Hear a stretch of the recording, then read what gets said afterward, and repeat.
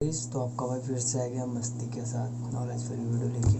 तो गाइस आज का अपना टॉपिक है एसी और डीसी करंट में अंतर।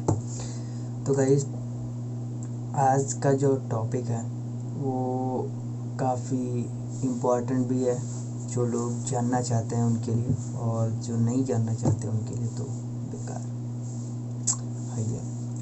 तो गाइस आज का जो अपना टॉपिक है एसी और डीसी करंट में अंतर और इसके फ़ायदे और इसके नुकसान जो भी है वगैरह वगैरह, जैसे कि आप लोग जानते हैं। चलो खैर टॉपिक शुरू करने से पहले कुछ और बता दूं भाई यार, सेफ्टी फर्स्ट है, सेफ्टी का उपयोग जरूर करें। जो फ्रेशर हैं उनके लिए तो मैं खासकर यही कहूँगा कि वो सेफ्टी ज़रूर यूज़ करें। और सबसे ज़रूरी बात तो ये है कि मेरे बताने के बाद अभी तो मैं थ्योरिकली बता रहा हूँ, प्रैक्टिकली आगे बताऊँगा तो ऐसा ना हो कि वो घर पे मतलब ट्राई करने लगे। अगर जो फ्रेशर हैं और ट्राई करने की कोशिश कर रहे हैं तो घर वाले को किसी को बुला लें और बुला के उसको अगर मतलब वहीं पे रखें और फिर ट्राई करें, क्योंकि भाई यार आप हो तो सब है, दुनिया है, क्योंकि आपके ऊपर ही आपकी पूरी फैमिली है। तो मैं ये नहीं कहूँगा कि आप आराम से और यार आपका भाई हूँ, लाइक करो, कमेंट करो, सब्सक्राइब करो यार, आपका भाई यार। तो गाइस आज का जो टॉपिक है वो है एसी और डीसी करंट में अंतर।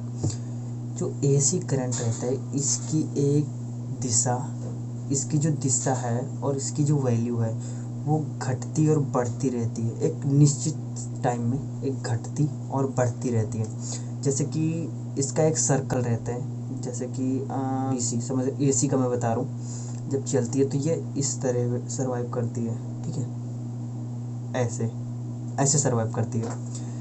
इसी तरह इसमें अगर जो हम थ्योरिकली बताएं तो आज का टॉपिक है जो एसी को ही लेके चलें तो ये टॉपिक ख़त्म नहीं हो सकता, क्योंकि एसी करंट पहले सिंगल फेस आता है, फिर डबल, फिर ट्रिपल, मतलब उस टॉपिक पे चलो बाद में बात करते हैं, पहले एसी और डीसी पे बात कर लेते हैं। ये क्या रहता है, जो एसी जो करंट होता है इसका पहले तो इसका पूरा नाम है अल्टरनेटिंग करंट। ये करंट अल्टरनेटिंग करंट होता है, ठीक है। और ये इसकी जो दिशा और वैल्यू, इसकी जो दिशा और वैल्यू जो है वो एक समय में मतलब एक टाइम में घटती और बढ़ती रहती है, ठीक है। तो अपन इसकी कुछ इसका वेव जो चलने की जो वेव रहेगा वो कुछ ऐसा रहेगा, आप ऊपर देख सकते हैं साइड में। ये हो गया अल्टरनेटिंग करंट, मतलब AC current. Guys AC current जो है वो है तो खतरनाक हमारी बॉडी के लिए, लेकिन डीसी से कम है। जो आप कहते हो मतलब ऐसे समझोगे तो कहोगे कि डीसी करंट हमें मारते ही नहीं, मारेगा, टाइम पे मारता है, ये तो सबको मारता रहता है।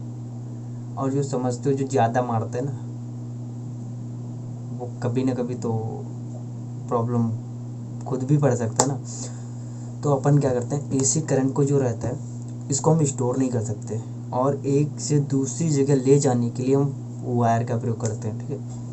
और इस करंट को हम काफ़ी हाई वोल्टेज तक इंक्रीज़ कर सकते हैं, लगभग 33,000 से भी ऊंचे, 66,000 से भी ऊंचे ज़्यादा तक हम क्रिएट कर सकते हैं, बढ़ा सकते हैं, ठीक है। और इसको कम से कम में भी ला सकते हैं, ठीक है, कम से कम में भी। जैसे कि ये जब जहाँ से लाइट आती है वहाँ से 66,000, फिर 33,000, फिर 11,000, फिर 3,000, फिर 220 ऐसे कन्वर्ट की जाती है ट्रांसफार्मर के जरिए। ये काम जो कम करने का, बढ़ाने का होता है, मतलब स्टेप अप करने का, स्टेप डाउन करने का, ये काम होता है ट्रांसफार्मर का। गाइस देखो, जो एसी की पूरी बात करें तो एसी का टॉपिक ऐसे ख़त्म ही नहीं होगा, मतलब हम 2-3 पार्ट भी बना दें ना तो भी नहीं ख़त्म होने वाला एसी का टॉपिक। तो मैं अभी शॉर्ट फॉर्म में बता रहा हूँ, उसके बाद मैं आपको प्रैक्टिकली भी बताऊँगा और थ्योरिकली भी। अभी तो मैं आपको थ्योरिकली बता रहा हूँ। ये आपका हो गया एसी का। और एसी जो करंट रहता है उससे हम कहीं ले जाने के लिए जो है वो हम मतलब वायर का प्रयोग करते हैं, ठीक है। और एसी करंट से काफ़ी चीज़ें चलती हैं, जैसे टीवी हो गई, फ्रिज हो गया, कूलर हो गया, पंखे हो गए, सब चीज़ें चलते हैं। अब आते हैं डीसी करंट पे। जो डीसी करंट रहता है, डीसी करंट, ये करंट मतलब आप इसे खुद समझ सकते हैं, DC डायरेक्ट करंट। और अगर जो देखो तो डी जो है डेंजर का भी सिंबल है, मतलब डेंजर भी है ये डेंजर कब है, जब तक ये 12 वोल्ट है आपको नुकसान नहीं पहुंचाएगा, 24 वोल्ट है नहीं होगा, फिर जैसे जैसे इसकी वैल्यू बढ़ती जाएगी, आप इसको बढ़ाते जाएंगे, ये आपके लिए हानिकारक होता चला जाएगा। ठीक है, आप AC करंट को फिल्टर कर लो और 22 वोल्ट 20 वोल्ट पे ले आओ, 30 वोल्ट ले आओ, 40 वोल्ट ले आओ, 50 वोल्ट ले आओ, आपको करंट नहीं लगेगा। AC करंट को फिल्टर कर लो, कम कर लो, मतलब स्टेप डाउन कर लो। ठीक है, फिल्टर करंट होता है जो, समझ गए, उससे। और जो DC करंट रहता है, जो इसको तुम 50 के ऊपर ले गए तो तुम समझ लो धोखा खा सकते हो इस टॉपिक पे।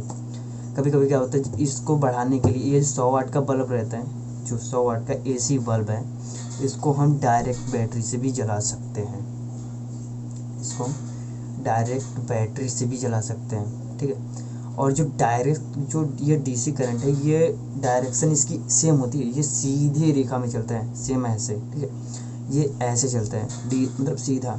और DC करंट को हम स्टोर कर सकते हैं, और एक जगह से दूसरी जगह ले जाने के लिए हम इसको बैटरीज में स्टोर करके ले जा सकते हैं, ये इसका एक प्लस पॉइंट है।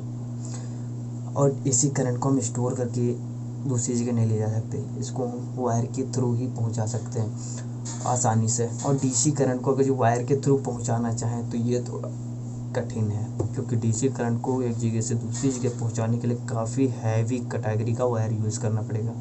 DC करंट जो है वो अपने साथ वोल्टेज के साथ एम्पियर को भी साथ में सर्वाइव कराता है।